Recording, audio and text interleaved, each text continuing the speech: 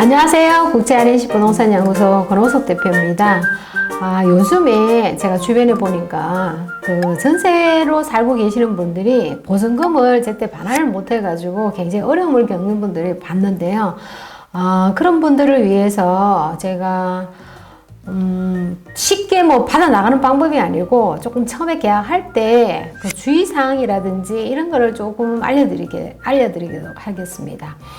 보통 전세를 하게 되면 우선 계약하기 전에 등기비를 띄워서 대출이 있는지 없는지 확인을 하고 이제 계약을 진행하게 되는데요.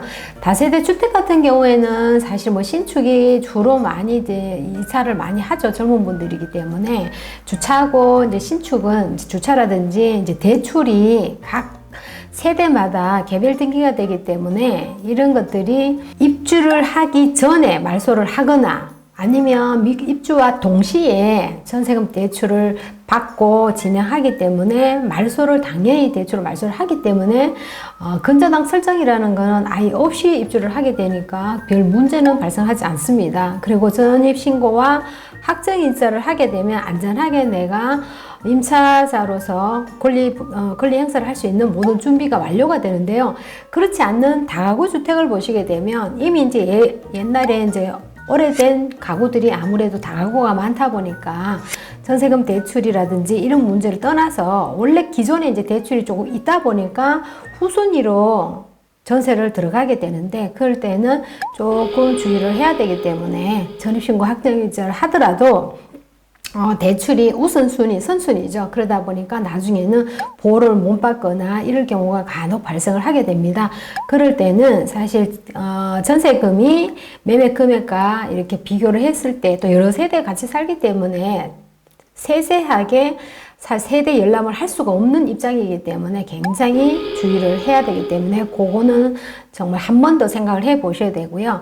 그리고 주의는 또 기존에 살고 있는 세입자들이 만기가 됐을 때 미리 이제 2개월이나 3개월 전에 미리 통보를 하고 알리고 서로 이제 연락을 하고 되는데 그때 집주인 입장에서 사실 마음이 경기가 좋으면 상관없지만은 경기가 나쁠 경우고 예상을 안 할 수가 없죠. 그럴 때는 마음이 조금 촉박하다 보니까 전세금을 낮춰가지고 세를 다시 이제 재임대를 하는 경우가 있는데요. 그럴 때는 전세금이 떨어지면 사실 나중에 집을 팔 때도 영향을 받죠. 매매 금액이 많이 떨어지게 되기 때문에 같이 이제 동반 상승, 동반 하락의 역할을 하고 있는 것이 바로 부동산이기 때문에 그렇습니다. 그러면 다시 한번 생각해 보시고 조금 더 가격이라든지 시세라든지 원인을 왜 안 나가는지 원인을 파악하셔가지고 신중하게 재임대를 하시는 게 좋을 것 같고요. 세입자 같은 경우에는 요새는 전세 보증보험을 많이 들죠. 전세 보증보험은 서울보증보험과 주택도시보증이 있는데요. 그 두 기관에서 세입자를 위한 보호 차원에서 보증보험을 들게 되는데 그 보증보험을 들게 되면 만기세에 반환을 하게 받아서 보증회사에서 먼저 받아서 나가기 때문에 사실 집이 계약이 안 돼도 상관은 없지만은 그래도 인간적으로 집주인들이 또 힘든 경우를 겪게 되기 때문에 그런 경우를 서로 협의해서 잘 타협해서 사실 보증보험을 가입하더라도 원활하게 일이 진행이 돼서 서로가 만족하는 이러한 해결점을 찾는 게 바람직하지 않을까 싶습니다. 첫 번째, 세입자는 주의해야 될 것이 근저당 설정이 되어 있는지 없는지 확인이 필요하고요. 두 번째는 전입신고, 확정일자 꼭 하셔야 되고 세 번째는 전세보증보험 회사에서 가입을 해서 내 보증을 보험 금액을 확인을 하셔갖고 보호를 받도록 권장을 해드리고 집주인한테는 첫 번째는 그 원활한 전세 금액인지 확인을 해 주시고 두 번째는 만기 전에 미리 세입자한테 통보를 해서 재계약을 하실지 아니면 이사를 갈지 확인을 해서 그 부분이 원활하게 일 처리가 잘 되게 하심이 좋을 것 같습니다.